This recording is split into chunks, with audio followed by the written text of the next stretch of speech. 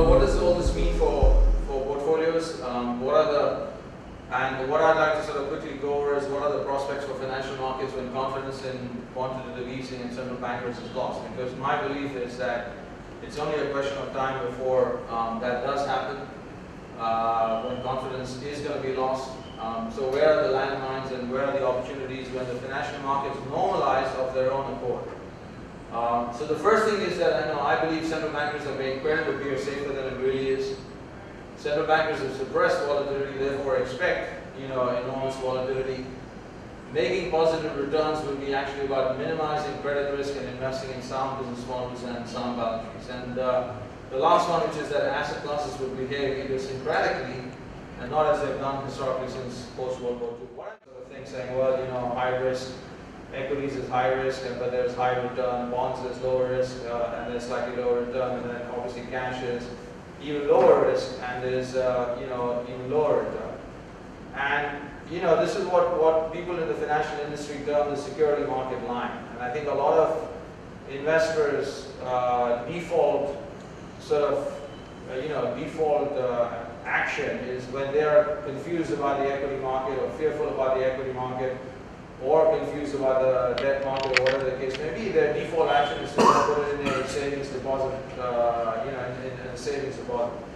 And my belief is that that actually in the kind of environment we're going to come through, that's actually the wrong response. And I say that's the wrong response because the reality is that when you actually put a deposit with a bank, that deposit is really a credit to that banking system.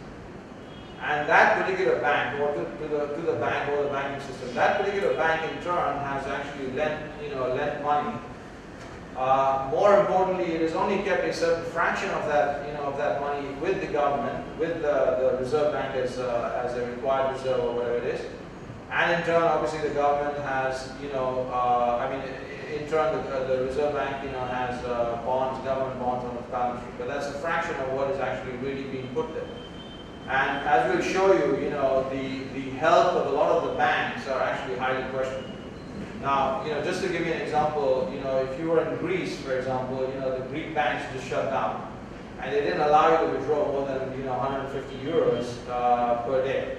In Cyprus, you actually ended up anything over 100,000 euros in deposits was actually wiped out completely. So what we believe is that that there is going to be a massive credit storm, and you actually need to take a very balanced asset allocation view. You can't actually think that I'll put all my money in the bank and that'll be safe, because we also don't know how the central bankers are going to respond. As this crisis unfolds or as this tsunami unfolds, we don't know how they're going to respond.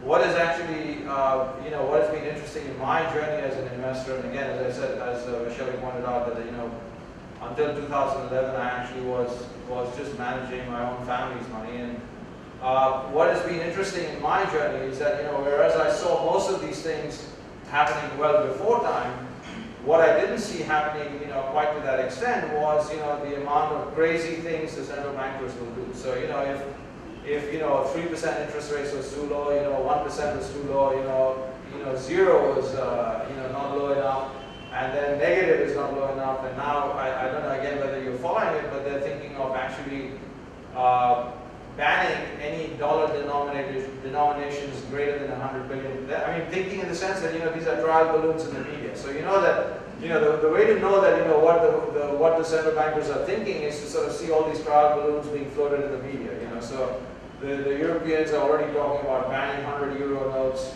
And again, these trial balloons are being floated in the media and through Wall Street banks that they should be thinking of banning, $100 bills. So the point is that, in my opinion, as the central bankers start realizing that they are losing this war, and they're actually losing it literally battle by battle by battle, don't be surprised that they come up with even more and more bizarre schemes to try and keep this thing together, because the reality is that they can't keep it together. But the unfortunate bit is that they're going to try and do everything, no matter how crazy it might sound to people who are in business or savers, who are simply trying to save, keep a real return.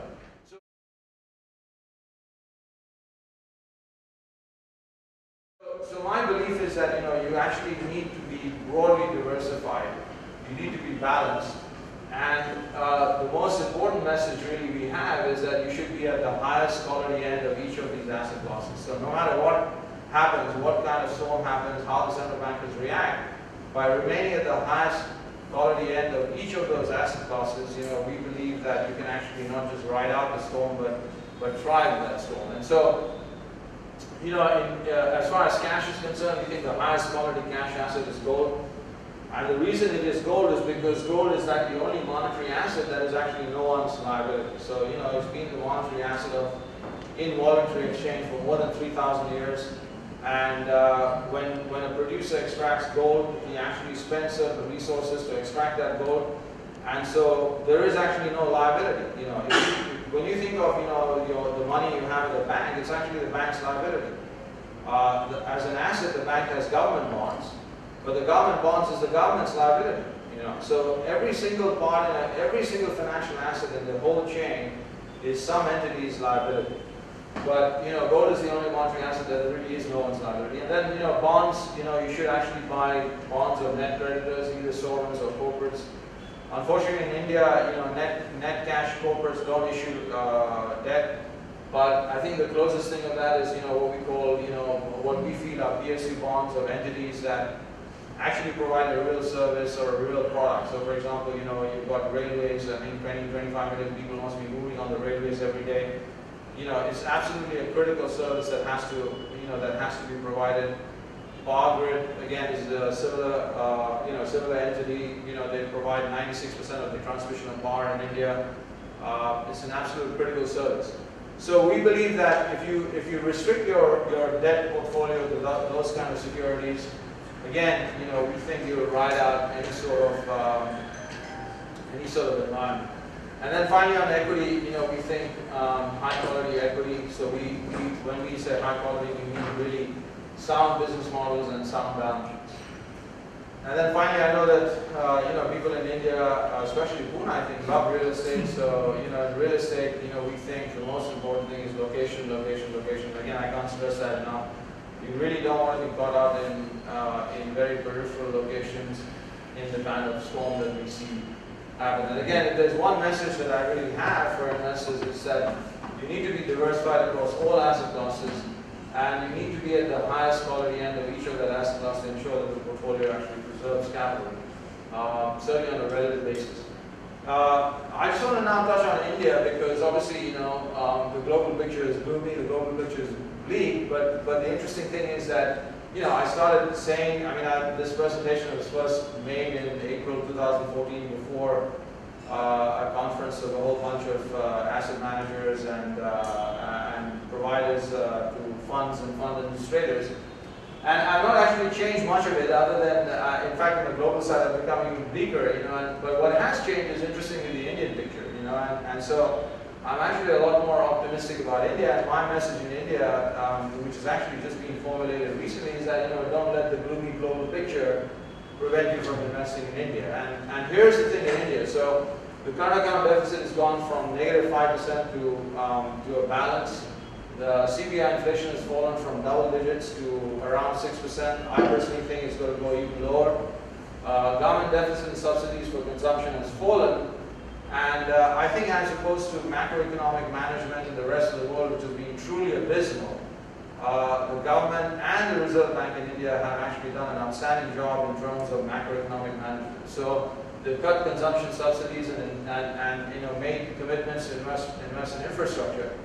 And so the first one is roads. They claim that they're building 21 kilometers of roads per day, 50,000 kilometers in the next 6 years. The next is rail, then power, and then obviously defense. And I think other than the last one, I can actually say that every single other infrastructure investment they make is actually of a net societal benefit. There's no question in my mind that any money spent on road, rail, or power in India is of a tremendous societal benefit. It will produce a tremendous societal return. The second part of their plan is obviously being to attract foreign direct investment. And again, it might have been slow off the ground, but there's no question in my mind that it is coming. There has been a lot of interest generated for foreign direct investment. I think it's only going to be, a question of time before you start seeing that, on the ground. And then finally, they've got this cleanup of the public sector banks, and with the deadline of March 2017. So we know now that actually this is not a terminal problem that just lingers on, but they've set a deadline. So if they actually stick to that deadline, for the first time, I think in history that I can remember, public sector banks in India would have squeaky clean balance sheets, fully provided for, recapitalized, and so they're actually in a position to start lending again. So my guess is that all of this is bound to come together in the next 2 to 3 years, and markets are forward-looking, forward-looking sort of entities, and so it wouldn't surprise me if the market starts picking up on this, sometime within the next 9 to 18 months. I'd be surprised if it isn't actually 9 months. But even giving it a little bit of a lag, given how gloomy and pessimistic people are, we think that it won't be, before 18 months of the market's really big. The thing that I think, people need to worry about is that, there has been what we call a considerable creep of, lower rated papers in fixed income.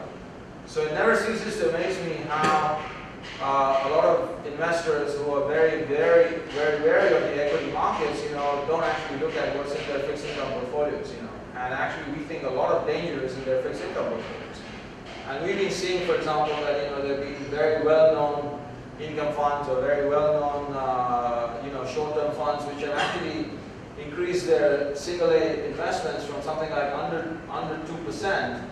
All the way up to over 14% and reduce their AAA. And my opinion is that a lot of AAA paper in India is actually no better than